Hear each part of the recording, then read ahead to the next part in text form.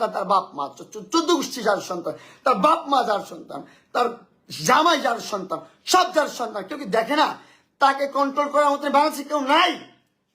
আমি এই জানা থেকে কবে মুক্তি পাবো? মরার পর মুক্তি পাবো। আমি কবে মুক্তি পাবো? এই যে এখন আমি বিয়ে করছি, আমি সংসার করতেছি, সুন্দরভাবে থাকতে চাচ্ছি না। আমি কোনো কন্ট্রোভার্সির মধ্যে থাকতে চাচ্ছি না। কেন আমাকে বারবার কন্ট্রোভার্সি টানতেছেন? কেন ভাই? আমি এর উত্তর চাই।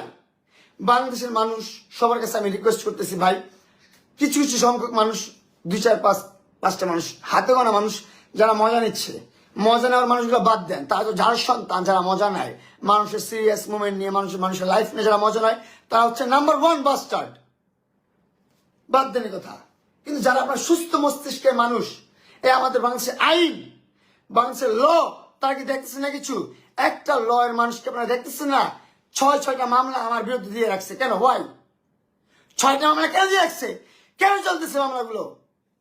ভাই আমার বাপ মা কি টাকার কি খই নিয়ে বসে আছে? যাবো আদালতে, কোর্টে যাবো, কোর্টে যাই লয়ার কি টাকা দিব? এই আমার কাজ? একটা গল্পের তো শেষ আছে। এই গল্পের শেষ কবে ভাই? কবে শেষ এই গল্পের?